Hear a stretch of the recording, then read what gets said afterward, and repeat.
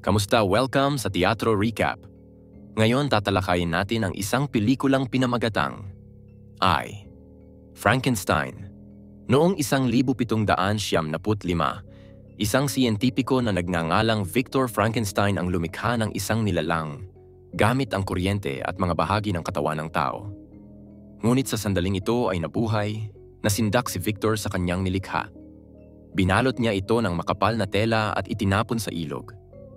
Ang nilalang ay may angking lakas upang mabuhay, kaya nakaligtas ito at nais gumanti. Sa kanyang matinding galit, bumalik siya sa bahay ni Victor at pinatay ang asawa nito, sinasabing, lintik lang ang walang ganti. Pagkatapos naglakbay siya sa malamig na malalayong bahagi ng Hilaga at doon ay hindi siya nakakaramdam ng lamig. Sinundan siya ni Victor upang maghiganti rin, ngunit hindi niya kinaya ang lamig at namatay siya.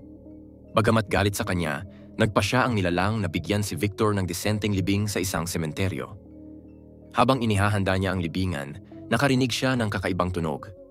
Paglingon niya, nakita niya ang isang grupo ng mga demonyo na nakatitig sa kanya. Pinilit nilang sumama siya sa kanila, ngunit lumaban siya.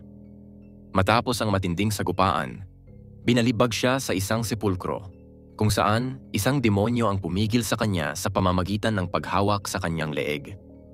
Sa sobrang desperasyon, dinampot niya ang lapida na may kakaibang simbolo at isinaksak ito sa demonyo na naging sanhi ng pagkasunog nito. Sa sandaling iyon, isang batong gargoyle ang biglang kumilos at nagbukas ng mga mata na tanda ng pagiging buhay nito. Kasunod nito, maraming gargoyle ang nagsimulang gumalaw. Habang patuloy na nakikipaglaban ang nilalang sa mga demonyo, hindi niya kinaya ang laban at nawalan siya ng malay. Sinamantala ito ng isang demonyo at sinimulang sipain ang kanyang mukha, subalit hindi siya pinatay. Sinabi ng demonyo na kailangan siyang buhay para kay Naberius. Biglang dumating ang mga gargoyle at sinimulang puksain ang mga demonyo gamit ang kanilang mga banal na sandata. Isa-isang nasunog ang mga demonyo hanggang sa wala nang natira. Pagkatapos, ang mga gargoyle na sina Ophir at Kezia ay bumalik sa kanilang anyong tao at sinuri ang nilalang. Napagtanto nila na espesyal siya dahil nakaligtas siya sa atake ng mga demonyo. Sinilip ni Ophir ang hindi pa natatapos na libingan ni Victor at natagpuan ang kanyang journal. Makalipas ang ilang sandali, nagising ang nilalang na nakagapos sa sahig ng isang kakaibang silid, kasama sina Ophir at Keziah. Dumating ang reyna ng mga gargoyle na si Leonor at ang kanyang bantay na si Gideon. Agad na iminungkahi ni Gideon na dapat patayin ang nilalang. Sinubukan ng nilalang na makawala sa kanyang mga posas, kaya't pinatigil siya ni Keziah at Ophir gamit ang kanilang mga punyal. Ipinaliwanag nila ang tungkol sa mga demonyo, ngunit lalo lang itong nagbigay ng dahilan kay Gideon upang patayin siya. Gayunpaman, pinigilan siya ni Leonor. Nang tingnan niya ang mga mata ng nilalang, napagtanto niyang mas tao pa ito kaysa sa isang halimaw. Pinangalanan niya itong Adam at pinalaya ito. Pagkatapos ay ipinakita ang buong katedral. Ipinaliwanag ni Leonor na si Adam ay inatake ng mga demonyo sa utos ng prinsipe ng kadiliman na si Naberius. Ikinuwento rin niya ang tungkol sa Gargoyle Order na nilikha ng dakilang Michael Archangel upang labanan ang mga demonyo at protektahan ang sangkatauhan. Hinimok ni Leonor si Adam na manatili sa kanila para sa kanyang sariling kaligtasan, ngunit tumanggi siyang makilahok sa digmaang hindi niya kinabibilangan. Dahil nais pa rin siyang protektahan, dinala siya ni Ophir at Keziah sa silid ng mga sandata. Habang pumipili ng sandata, ipinaliwanag ng mga gargoyle kung paano ito gumagana. Ang mga demonyo ay napipinsala lamang ng mga pinagpalang bagay tulad ng banal na tubig at mga krus. Kahit ano ay maaaring gawing sagrado basta't markahan ito ng banal na simbolo ng Gargoyle Order. Kapag pinatay ang isang demonyo, ang kaluluwa nito ay bumabagsak sa impyerno at nananatili roon magpakailanman. Samantalang kapag namatay ang isang gargoyle, ang espiritu nito ay umaakyat sa langit. Tanging mga nilalang na walang kaluluwa ang maaaring pumatay sa kanila. Matapos subukan ng iba't ibang sandata, nakahanap si Adam ng akmang kasangkapan para sa kanya at umalis sa katedral. Samantala, iniutos ni Leonor kay Gideon na itago ang journal ni Victor sa isang vault. Mula noon, naglakbay si Adam sa iba't ibang panig ng mundo. Lumipas ang daan-daang taon at hindi siya tumatanda. Paulit-ulit siyang hinahanap at inaatake ng mga demonyo, kaya't lalo siyang naging bihasa sa pakikipaglaban. Natuto siya at naging bihasa sa pagpatay at gumawa ng mga patibong upang sunugin ang mga demonyo. Sa kalaunan, napagtanto niya ang isang malupit na katotohanan. Ang mga demonyo ay masusundan at mahahanap siya kahit saan pa man siya pumunta. Nagpasya si Adam na bumalik sa lungsod at nagulat siya sa laki ng pagbabago nito. Napansin niya ang mga makabagong ilaw sa lahat ng paligid. Determinado siyang hanapin ang pinagmulan ng kanyang mga problema, kaya't pumasok siya sa isang club at nagmasid. Doon nakita niya ang isang partikular na lalaki na nakaupo sa isang mesa. Sinundan niya ito palabas ng club at papunta sa isang madilim na eskinita. Biglang inatake si Adam ng isang demonyong nagtatago sa dilim, ngunit mabilis siyang nakapalag at itinulak ito sa pader. Sabay tanong kung saan matatagpuan si Neberius. Sa sandaling iyon, isang pulis ang dumating, kaya't ginamit ni Adam ang demonyo bilang panangga. Ngunit mabilis na nakawala ang demonyo sa kanyang pagkakahawak, sinira ang kanyang sandata at pinatay ang pulis na ang lahat ng ito sa loob lamang ng ilang segundo. Dalawa pang demonyo ang lumitaw, ngunit mabilis na napatumba ni Adam ang mga ito gamit ang kanyang karanasan sa pakikipaglaban.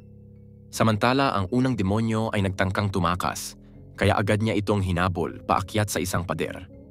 Nang marating ni Adam ang tuktok ng gusali, tumalon ang demonyo at muling tumakbo.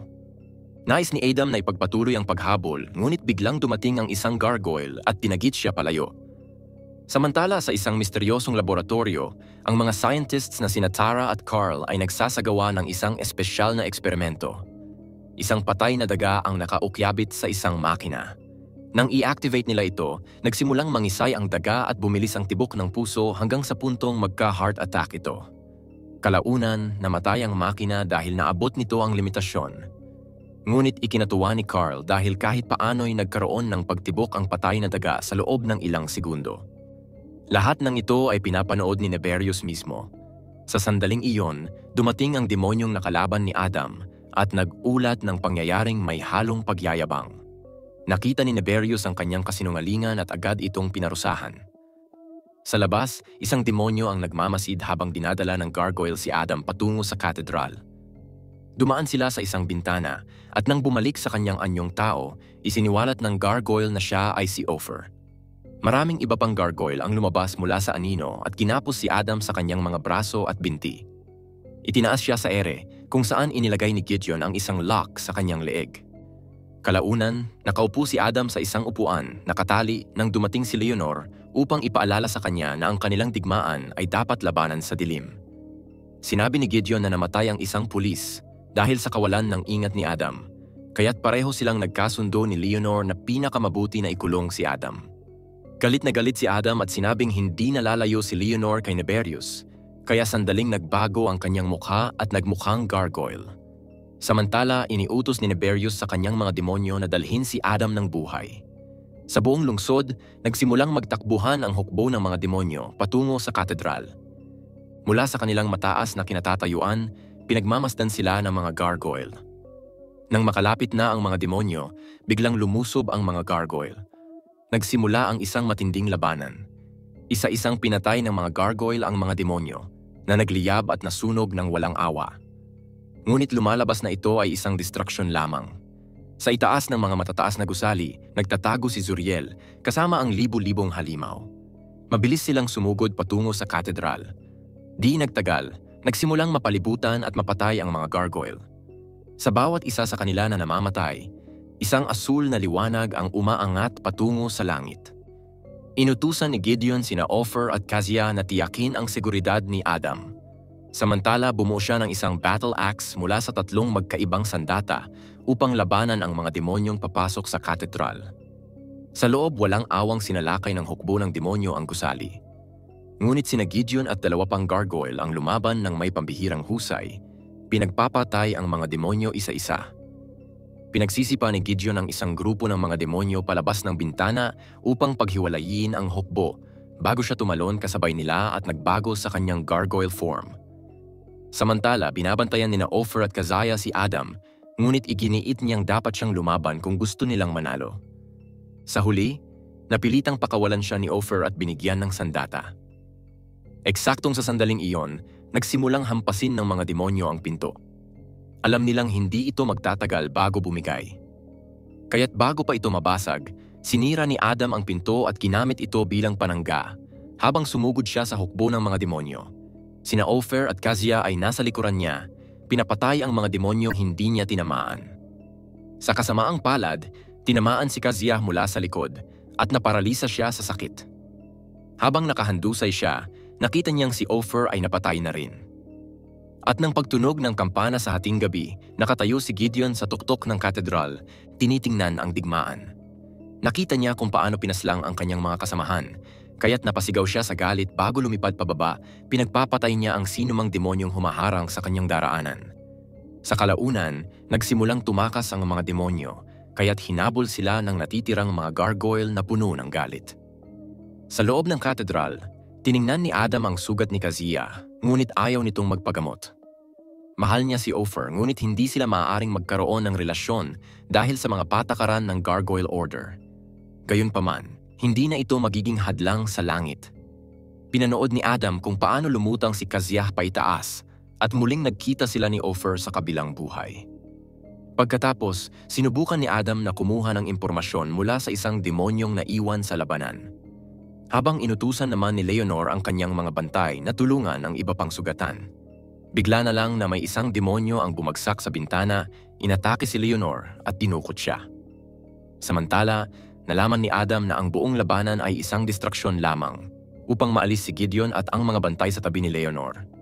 Pagbalik ng mga gargoyle, may dala silang isang bihag na demonyo, kaya sinimulang bugbugin ito ni Adam upang ipagtapat ang kinaroroonan ni Leonor.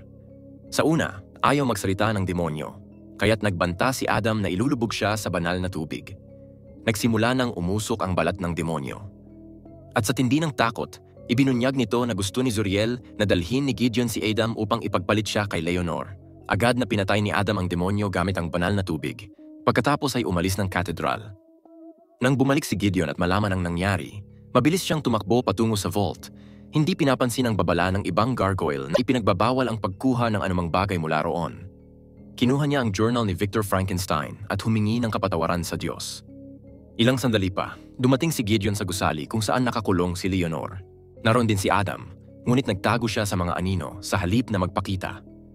Habang dumadami ang mga demonyo sa silid, inialok ni Gideon ang journal kapalit ng kanilang reyna, kahit na ipinag-utos ni Leonor na huwag itong gawin. Inihulog ni Gideon ang journal sa paanan ni Zuriel at sa sandaling binitawan ni Zuriel si Leonor upang kunin ito, biglang sinunggaban ni Gideon ang kanyang reyna at lumipad palabas ng butas sa kisame. Biglang lumabas si Adam, handa sa laban, kaya't tumakas si Zuriel dala ang journal habang muling sinalakay si Adam ng mga demonyo.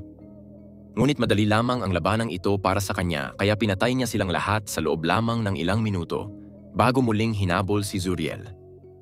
Nakarating si Zuriel sa isa pang gusali at pumasok sa isang elevator gamit ang keycard.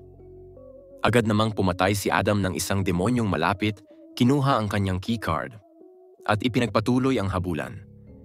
Samantala dumating si Zuriel kay Neberius at iniabot ang journal. Hindi kalayuan, si Molokai, isang siyentipiko, ay nagsasagawa ng isang eksperimento sa isang patay na katawan. Iginuhit niya ang isang demonyong simbolo sa noo nito. Matapos umalis sina Zuriel at Neberius, dumating si Adam sa lugar at nakita si Malachi. Agad niyang sinuri ang isang silid sa likuran, kung saan nagulat siya nang matuklasan ang libu-libong katawan sa loob ng mga kapsula na naghihintay lamang na buhayin muli. Samantala, ibinigay ni Neberius ang journal kay Carl at Tara. Habang binabasa ito, natuklasan nilang ginamit ni Victor Frankenstein ang mga kuryente ng electric eels upang buhayin ang kanyang nilalang.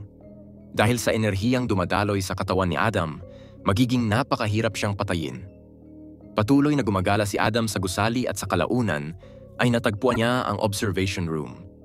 Nakita niya si Tara na may hawak ng journal, kaya't bigla siyang sumugod, pinasag ang salamin at bumagsak sa harapan nito. Sa takot, ibinigay ni Tara ang journal kay Adam. Biglang pumasok ang mga bantay sa laboratorio kaya't umatras si Adam. Ngunit bago pa siya lapitan, dumating si Neberius at inutusan ang mga bantay na tumigil. Lumapit siya kay Adam at inalok ito ng pagkakataong sumali sa kanyang paghahanap ng kasagutan. Nang subukan ni Neberius na hawakan si Adam, agad niyang hinawakan ang kamay nito at sa sandaling iyon, nagliyab ang mga mata ni Neberius. Biglang sumugod si Zuriel upang ipagtanggol ang kanyang Panginoon, kaya tumakas si Adam sa pamamagitan ng pagtalon sa bintana. Dahil sa lakas ng kanyang pagtalon, Bumagsak siya pababa at diretsong lumanding sa ibabaw ng isang gumagalaw na subway train. Napagulong-gulong siya rito hanggang sa makakita siya ng isang bukas na bahagi, kaya't kumapit siya upang maiwasang mahulog. Pagkatapos, umupo si Adam at sinimulang buklatin ang journal. Ngunit habang binabasa niya ang mga paliwanag ni Victor Frankenstein para sa kanyang mga eksperimento at nakikita niya ang sariling mukha sa mga tala nito, labis siyang nainis. Sa galit, agad niyang sinarado ang journal. Samantala, sinabi ni Neberius kay Tara na umuwi muna at magpahinga. Iniisip na pupunta roon si Adam upang hingin ang tulong niya sa pag-unawa sa journal. Tama ang kanyang hinala at di nagtagal ay sinusundan na ni Adam si Tara sa lungsod. Napansin ni Tara na may sumusunod sa kanya kaya't sinubukan niyang magtago, ngunit lumitaw si Adam sa likuran niya. Tinakpan niya ang bibig ni Tara at nangakong hindi siya sasaktan. Bago siya pakawalan ay hinikayat itong sumama sa kanya. Habang naglalakad, ikinuwento ni Adam kay Tara ang digmaan sa pagitan ng mga demonyo at gargoyle. Pagdating nila sa taguan ni Adam, sinipa niya ang pinto upang buksan ito, at ang ingay nito ay narinig ni Zuriel. Ipinaliwanag ni Adam kay Tara na gustong matutunan ni Neberius ang mga pamamaraan ni Victor Frankenstein upang makagawa ng isang hukbo ng malalakas na nilalang na katulad niya. Hirap paniwalaan ni Tara ang sinasabi ni Adam, ngunit biglang dumating si Zuriel. Ipinakita ang tunay niyang anyong demonyo at nagsimula ang isang matinding laban. Sa gitna ng sagupaan, sinipa si Adam mula sa isang scaffolding at agad sumunod si Zuriel. Itinutok ang kanyang sandata sa lalamunan ni Adam. Inamin ni Adam na nakita niya ang mga bangkay at sinabing hindi nila kailanman makokontrol ang mga ito. Ngunit ipinaliwanag ni Zuriel na gagamitin nila ang mga espiritu ng demonyo mula sa impyerno upang pasukin ang mga katawan. Magiging madali ito dahil wala namang kaluluwa ang mga ito, tulad ni Adam. Pagkatapos, kinuha ni Zuriel ang journal at inanunsyo na hindi na nila kailangan si Adam ng buhay. Bago pa niya mapatay si Adam, biglang lumabas si Tara at kunwaring sinabi niyang kailangan pa nila si Adam para gumana ang eksperimento. Habang nakatuon ang pansin ni Zuriel kay Tara, kumuha si Adam ng isang nakatagong kutsilyo at sinaksak si Zuriel dahilan upang masunog ito sa apoy. Muntik nang matupok ang journal, ngunit nahablot ito ni Tara sa tamang sandali. Pagkatapos ng laban, bumalik ang dalawa sa taguan ni Adam, kung saan ginamot ni Tara ang kanyang mga sugat. Sinabi niya kay Adam na nagiging halimaw lamang siya kung kikilos siyang katulad ng mga ito. Napagod si Adam at nakatulog, kaya ginamit ni Tara ang pagkakataon upang tapusin ang pagbabasa ng journal. Pagkagising ni Adam, sinabi ni Tara na nabasa na niya ang sapat na impormasyon upang muling gawin ang pamamaraan ni Victor. Nais niyang ipagpatuloy ang pangako ni Victor na lumikha ng isang kasama para kay Adam. Biglang tumawag si Carl kay Tara at napagkasunduan nilang magkita. Ngunit hindi nila alam na pinakikinggan sila ng mga bantay ni Neberius, kaya nalaman nila ang plano. Bago umalis, sinabi ni Tara kay Adam na huwag siyang sundan, kaya ibinigay na lamang ni Adam ang kanyang punyal bilang proteksyon. Nang dumating si Tara sa meeting place, natuklasan niyang nahuli na si Carl sa isang patibong. Sinubukan niyang ipagtanggol ang sarili gamit ang punyal, ngunit agad siyang dinakip at tinisarmahan ng bantay. Samantala, pumunta si Adam sa katedral ngunit agad siyang dinakip ng mga gargoyle at dinala kay Leonor. Ipinahayag niya ang buong plano ni Neberius tungkol sa mga bangkay, ngunit inamin din niyang mayroon na siyang nais protektahan. Si Tara. Sumang-ayon si Leonor na bigyan ng proteksyon sina Adam at Tara, kaya agad umalis si Adam upang hanapin siya. Subalit ng pagkaalis ay iniutos ni Leonor kay Gideon na sundan si Adam at patayin ito matapos mabawi ang journal. Sa isang eskinita, nakarinig si Adam ng isang kakaibang ingay kaya naging alerto siya. Pumasok siya sa isang gusali, kinuha ang isang emergency axe at nagpatuloy sa paglakad. Pagdating niya sa taguan, nakita niya ang journal sa sahig, ngunit walang kahit anong bakas ni Tara. Biglang may napansin siyang kakaiba sa salamin, ngunit bago pa siya makakilos, bigla siyang tinamaan ni Gideon at tumalsik siya palabas ng pader. Muling inatake ni Gideon at hinampas siya ng malakas, dahilan upang tumilapon si Adam hanggang sa isang malaking butas sa gusali. Muntik na siyang mahulog, ngunit nagamit niya ang kanyang palakol upang kumapit. Lumapit si Gideon upang sipain ang palakol at tuluyang mahulog si Adam. Bumagsak si Adam, ngunit nagawang kumapit sa sahig sa huling segundo. Habang umaakyat siya pabalik, nawala si Gideon sa kanyang paningin, lumilipad na pala ito sa paligid ng gusali bago biglang sumugod muli. Hinawakan ni Gideon si Adam sa leeg at itinapon siya sa mga pader hanggang sa gumuho ang bubong sa likuran nila. Paglabas nila, binitiwan siya ni Gideon upang makapaghanda ng isang huling pag-atake. Ngunit bago bumagsak si Adam, nakuha niya ang palakol at ginamit ito upang atakehin si Gideon. Pagbagsak nila sa isang kotse, lumapag si Gideon sa ibabaw ni Adam ngunit bigla siyang nakaramdam ng matinding sakit, tinamaan pala siya ng sarili niyang sandata. Bago tuluyang masawi, ipinaalala ni Adam na wala siyang kaluluwa. Napuno ng asul na liwanag ang paligid habang umakyat ang kaluluwa ni Gideon sa langit. 2 gargoyle ang mabilis na dumating sa lugar, ngunit ang natagpuan na lamang nila ay ang natirang kasuotan ni Gideon. Dinala ng mga gargoyle ang mga damit ni Gideon kay Leonor. Samantala, sa laboratorio tumangging tumulong si Tara kay Neberius, kaya't pinatay nito si Carl upang pilitin siyang makipagtulungan. Wala nang ibang pagpipilian si Tara, kaya't ikinonekta niya si Carl sa makina at ginamit ang kanyang bagong kaalaman upang simulang buhayin ito. Lahat ng ginagawa niya ay ginagaya ni Malachi na sinimulan ding buhayin ang kanyang koleksyon ng mga bangkay. Habang dahan-dahang tumataas ang percentage sa screen, nangangahulugan itong matagal pa bago makumpleto ang proseso. Samantala, natagpuan ni Adam ang kutsilyo na nalaglag ni Tara. Galit na galit, itinapon niya ang journal sa apoy bago tumuloy sa katedral. Itinaas niya ang kanyang mga kamay upang makita siya ng mga gargoyle. Pagkatapos ay dahan-dahang lumakad palayo. Inuudyukan ang mga gargoyle na sundan siya. Agad siyang hinabol ni Leonor at ng kanyang mga mandirigma. Isang gargoyle ang sumugod kay Adam, ngunit napabagsak niya ito sa isang sasakyan. Sa utos ni Leonor, mas maraming gargoyle ang lumipad para atakihin si Adam, kaya tumakbo siya papunta sa laboratorio ni Neberius. Habang tumatakbo, isang gargoyle ang lumapit upang umatake, pero hinawakan ito ni Adam at sabay silang bumagsak sa gate at pinapasok ang mga gargoyle sa loob ng gusali. Nadetect agad sila ng security, kaya dumagsa ang mga demonyo upang labanan sila. Isa-isang sinunog ni Adam ang mga demonyo, habang napagtanto ni Leonor na sinadya niyang dalhin sila rito. May isang bantay na sumugod kay Adam, ngunit isang gargoyle ang biglang dumagit sa kanya at pinatay ito sa ere.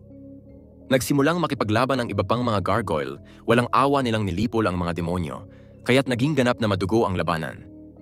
Samantala, nakita ni Leonor si Malachi na tumatakas mula sa isang nakatagong lagusan. Sa loob ng laboratorio, nakaharap ni Adam si Neberius, na ipinakita ang tunay niyang anyong demonyo. Habang abala si Neberius, sinubukang i-shutdown ni Tara ang makina, ngunit hindi niya ito ma-access.